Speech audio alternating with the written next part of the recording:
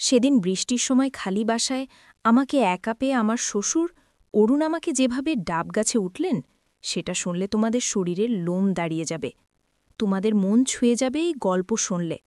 তাই গল্পটি শোনার আগে অবশ্যই তোমরা হাতের কাছে টিস্যু পেপার অথবা কাপড় নিয়ে রাখবে। আমার প্রাণের বন্ধুরা, যদি আমার এই গল্পটি তোমাদের ভালো লাগে তাহলে অবশ্যই এই ভিডিওতে একটি লাইক দেবে।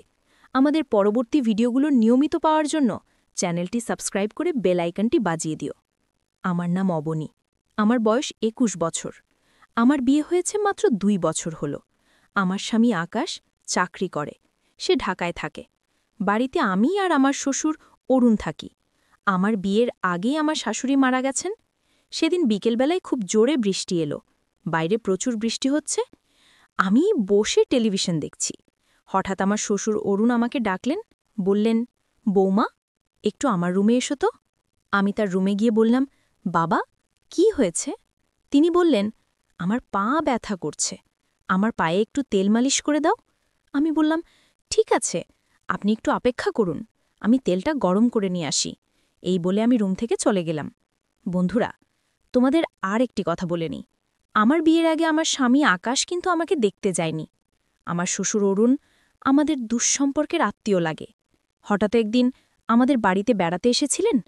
আমাকে দেখে তার খুব পছন্দ হয়েছিল, তাই আমার মা বাবাকে বলে আমাকে তার ছেলের বউ করে নিয়ে এলেন।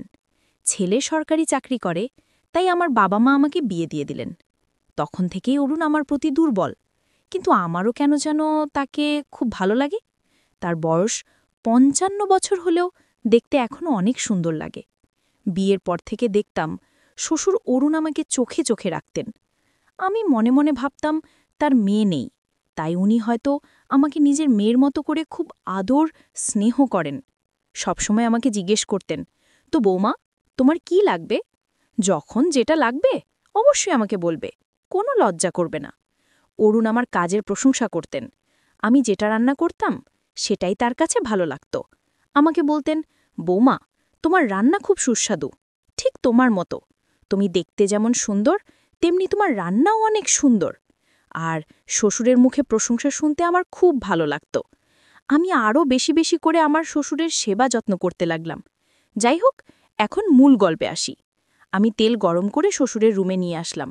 তারপর তেল তার পায়ে ভালো করে লাগালাম। বিকেলটা ছিল কেমন জানি অন্যরকম। জানালার বাইরে টিপটিপ বৃষ্টি পড়ছে। বাড়িটা একেবারে নিস্তব্ধ। সবাই কোথায় যেন গেছে। আমি আর বাবা, মানে শ্বশুরমশাই, অরুণ এই বিশাল বাড়িতে একা। একটা হালকা কাঁপুনি লাগছিল গায়ে।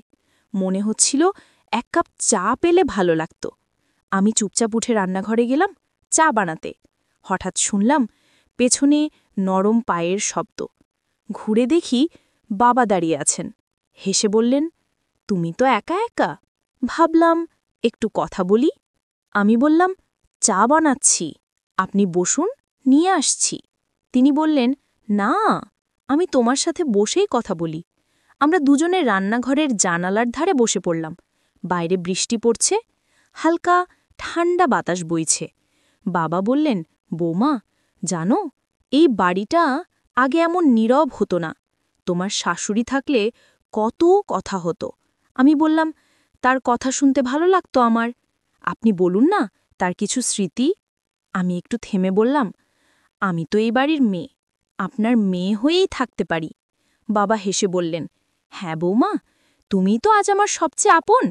আমি বুঝতে পারি এই সম্পর্কটা শুধু আত্মীয়তার নয়, এক গভীর হৃদ্যতার। শ্বশুরমশাই অরুণ ধীরে ধীরে বললেন, তোমার শ্বশুর হোক কিংবা বাবা, একটা বন্ধুত্ব যদি গড়ে ওঠে তাহলে জীবনটা আরও সুন্দর হয়ে যায়। আমি মাথা নাড়লাম। সম্পর্ক তো যত্ন আর সম্মানেই গড়ে ওঠে। তখন আমি হাতটা একটু থামালাম। তিনি বললেন, তোমার হাতের স্পর্শে শুধু শরীর নয়, মন শান্তি পায়। আমি একটু হাসলাম। আপনি এমন বললে আমি আরও লজ্জা পাই বাবা। শ্বশুর হেসে বললেন, লজ্জার কিছু নেই, ভালোবাসা তো সম্পর্ককে আরও সুন্দর করে তোলে। বৃষ্টির শব্দ তখন আরও গভীর হয়ে উঠেছে। ঘর জুড়ে এক শান্ত পরিবেশ। আমি ধীরে ধীরে উঠে দাঁড়ালাম। বললাম, আপনার পায়ে তেল মালিশ শেষ, এবার একটু গরম দুধ এনে দিই। তিনি হেসে বললেন, তুমি পাশে থাকলেই তো আমি সব ভুলে যাই বৌমা। আমি হেসে চলে গেলাম রান্নাঘরের দিকে। আমি রান্নাঘরে গিয়ে চুলায় দুধ বসালাম। জানালার কাছে বৃষ্টির ফোঁটা জমে আছে। মনটা কেমন জানি শান্ত, আবার একটু দুলে ওঠা। এক অদ্ভুত অনুভূতিও হচ্ছে। শ্বশুরমশাইয়ের মুখটা বারবার চোখে ভাসছে, স্নেহময়, প্রশান্ত। দুধ ফুটে এলে কাপ নিয়ে আমি আবার ঘরে এলাম। তিনি জানালার দিকে তাকিয়েছিলেন। ঘরের আলো ছায়ায় তার মুখটা যেন আরও কোমল লাগছিল। আমি দুধ এগিয়ে দিলে বললেন, তুমি এলেই যেন ঘরটা প্রাণ ফিরে পায়।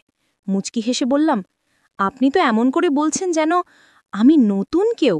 তিনি দুধে চুমুক দিতে দিতে বললেন, বৌমা, তুমি নতুন নয়, কিন্তু প্রতিদিন তোমার নতুন দিক দেখতে পাই।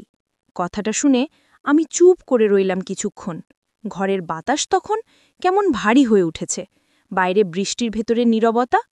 তিনি হঠাৎ বললেন, জানো, বৃদ্ধ বয়সে অনেক কিছুই একা লাগে, তবে তুমি পাশে থাকলে সেই একাকিত্ব কমে যায়। এরপর আমরা দুজনের মাঝে হারিয়ে গেলাম আমাদের মিলনে, যেন স্বর্গীয় সুখ নেমে এলো। আজ আমার সমস্ত দেহ, মন, প্রাণ সব সঁপে দিলাম তার চরণে। আর আমার শ্বশুর অরুণ আমাকে জড়িয়ে ধরে বললেন, তুমি কেন আরও আগে আমার কাছে এলে না? এরপর আমরা মাঝে মধ্যে এভাবে একসাথে সময় কাটাতাম, যা খুশি তাই করতাম। আজ এখানেই শেষ। অন্যদিন আবার নতুন গল্প নিয়ে আসব। পারলে এই ভিডিওটি শেয়ার করে দিও। কোনো মন্তব্য বা অনুরোধ থাকলে কমেন্টস করে জানাবে। সবাইকে ধন্যবাদ।